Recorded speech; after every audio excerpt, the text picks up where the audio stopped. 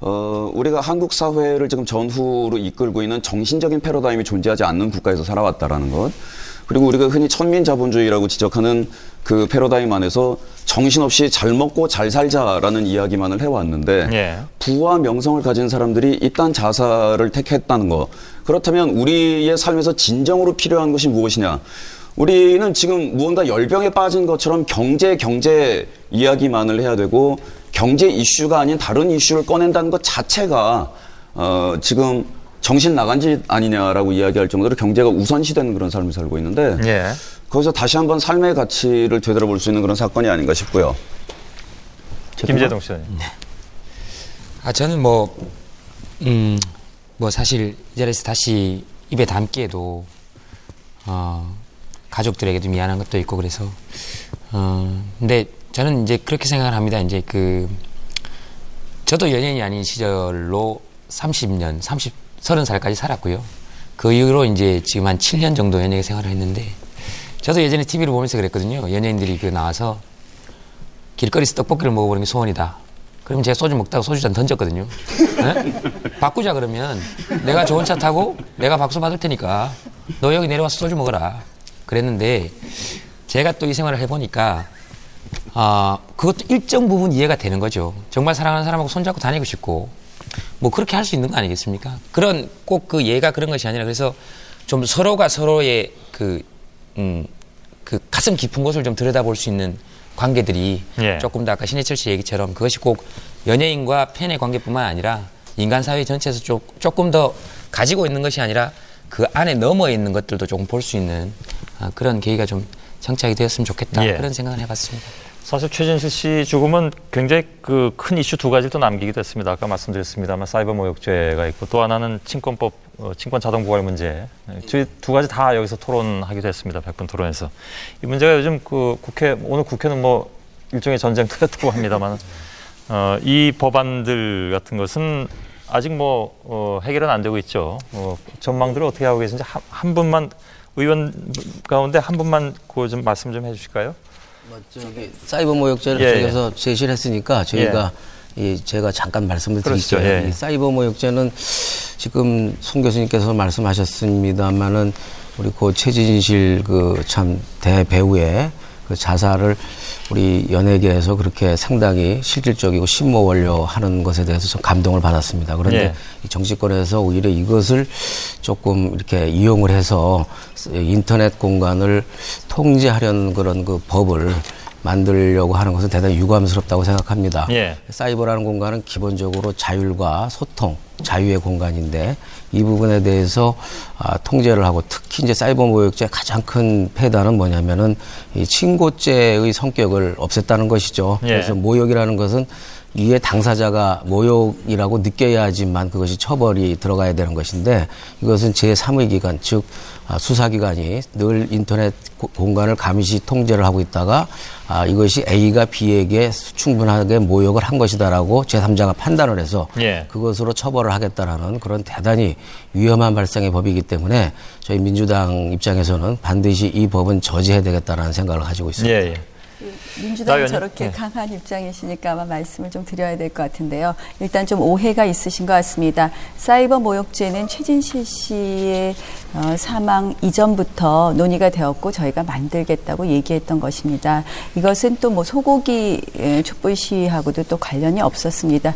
왜냐하면 인터넷 우리가 강국 하는데 인터넷이 사실 건강하지 못한 부분이 있습니다. 아까 우리 김재동 씨가 말씀하신 것처럼 이렇게 인간으로서 이 따뜻함을 뭔가 그런 게 있었으면 좋겠다고 하시지만 실질적으로 공인들에 대해서는 굉장히 그런 공인들뿐만 아니라 또 사인들 사이에서도 있는데 이 정말 차마 입에 담을 수 없는 그런 모욕행위가 이루어졌을 때 이 인터넷상의 모욕행위는 전파의 가능성이라든지 또 그 피해 모욕죄가 확산되는 속도라든지 사실상 일반 오프라인상의 그런 모욕보다 훨씬 그 침해가 큽니다. 그래서 이것을 별도로 규율할 필요가 있고요. 사이버 명예훼손죄가 이미 있기 때문에 그것과 이렇게 맞춰서 사이버 모욕죄를 규율을 할 필요성이 있어서 알겠습니다. 저희가 만들겠다고 했고요. 지금 이제 친고죄 부분하고 무슨 주관적인 걸 어떻게 뭐 수사기관이 하느냐 이렇게 얘기를 하지만 모욕 감정이라는 것에 대해서 모욕죄라는 것을 판단할 땐 객관적 주관설입니다. 결국 객관적으로 봤을 때 주관적으로 모욕 감정을 느낄 수 있는 경우에는 처벌을 하는 것입니다. 그렇기 때문에 수사기관이 자의적으로 판단해서 들어가는 것은 아니고요. 친고죄를 반의사 불벌죄로 바꿈으로써 어떻게 되냐면 옛날에는 피해자가 무서워서 그리고 어떤 인터넷상의 테러를 받을 수도 있고 여러 가지 고소 절차가 복잡하기 때문에 고소조차 하지 못했습니다. 피해자가 계속 피해자일 수밖에 없는데 이제 수사기관이 수사를 하고 처벌을 원하십니까 물어보게 되기 때문에 이제는 피해자가 칼자루를 쥐게 되는 거죠. 가해자가 와서 피해자한테 사과를 할 수밖에 없는 그런 상황이 되는 것입니다. 그래서 결국 피해자의 피해 회복을 위해서도 이 사이버 모욕죄는 필요하다고 생각을 합니다. 잠깐만, 이 부분은요. 많은 분들이 발언 시청을 해주고 계신데 저는 이 자살에 관련돼서 한 말씀만 드리려고요. 지금 우리 최진실 씨의 그 자살에 대해서만 이제 우리 사회에 논의가 많이 증폭이 되는데 지금 우리나라가 하루에 32명이 자살하는 그런 사회입니다. 지금 최진실 씨의 죽음에 묻혀서 이런 그 자살이 이렇게까지 늘어난 데 대해서 우리 언론이 전혀 주목하고 있지 않아요. 지금 자살을 한다는 것은 뭔가 하면 그 스스로 무너져서 실패해서 좌절해서 절망해서 다시 일어날 수 없다는 것이 확인될 때 죽는 겁니다. 그런데 이런 폐가망치를 누가 시키느냐? 바로 우리 제도가 시키고 있습니다. 부동산 투기, 주식 투기, 또 증성 카지노, 경마, 경륜, 경정 이 사회에 폐가망치를 할 수밖에 없는 그런 허방들이 수탁에 널려 있는 거예요. 이걸 알겠습니다. 우리 정부가 세금 거두기 좋다고 이 좁은 나라에 경마장 허용하고 각 지자체마다 전부 다 도박장을 전부 다 만들고 있습니다. 그리고 지금 카지노를 유치 못해서 난리가 나 있어요. 시골 지자체들이 과연 이래야 되는지 한번 이제는 정말 반성을 할 때가 아닌가 알겠습니다. 이런 생각을 합니다. 진 교수께 드리죠. 아까 나경원 의원님이 이런 말씀을 하셨습니다. 주관적인 명예훼손을 또는 모욕감을 객관적으로 판단할 수 있다라고 말씀하셨는데 그건 좀 형용 모순이라고 생각을 하거든요. 주관과 객관은 대립되는 개념입니다. 이래가지고 예를 들어서 형법 잠깐만요. 예를 들어가지고 제 예를 들어볼게요. 사실 뭐 대한민국에서 인터넷에서 가장 욕먹는 사람 중에 하나가 저일 겁니다. 글을 하나 올리면 쪽거리 2,000개까지 붙는 걸 봤거든요. 온갖 욕설이 다 나오고 말도 안 되는 얘기들이 다 있는데 솔직히 저는 그거 보면서 하나도 모욕감을 안 느끼거든요. 그런데 검찰에서 그걸 모욕감을 느끼는 겁니다. 그 다음에 저를 위해서 고소를 해주는 거예요. 그럼 저는 황당하거든요. 나도 모욕을 안 느끼는데 그런 문제가 있다는 거거든요. 그래서 그거는 말이 안 되고요. 사실 그 다음에 또 검찰이 저 같은 사람이 모욕을 당하는 것에 관심이 있겠냐라는 거예요. 없습니다. 검찰의 인력과 비용은 한계가 있기 때문에 결국은 그것이 보호해 줄 사람들은 뻔하다라는 거예요. 대기업이라든지 관료라든지 의원님들이라든지. 그걸 왜 최진실법이라고 부릅니까? 그건 전역법이지 절대 최진실법은 아니다라는 겁니다. 그 법이 절대로 저를 보호해 줄 거라고 저는 생각을 하지 않아요. 사이버 모욕죄에 대해서는 저 역시 진윤권님 못지않게 악플을 많이 받고 있는 사람으로서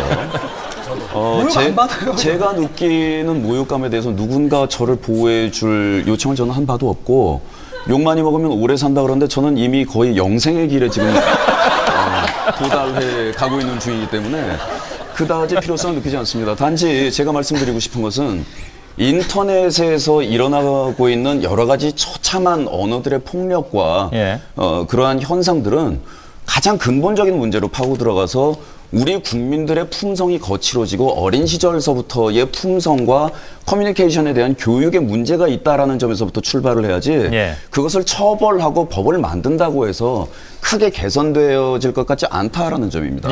신해철 이 문제는요. 선생님께서 좋은 말씀을 해주셨는데 그래서 제가 말씀드리는 것은 사이버 모욕죄로 처벌만 하자는 것이 아니라 저희가 인터넷 교육이라든지 이러한 부분도 같이 가야 된다고 생각을 합니다. 그래서 그동안 저희가 이제 교육부라든지 이런 걸 통해서 교과부를 통해서 이제 교육 과정을 좀 늘리고 저희가 인식 개선이라든지 캠페인 같은 것도 하지만 최소한의 규율도 같이 가자 이런 취지라는 말씀을 이성환 변호사께 잠깐 드렸으면 좋겠는데 좋겠는데 게 일제고사입니까?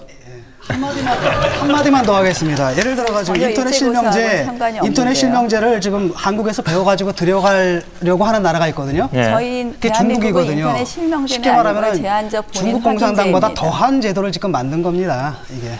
역시 문제가 좀 뜨겁군요. 이승환 변호사께 잠깐 드릴게요. 잠깐만요. 이승환 변호사께 드릴게요.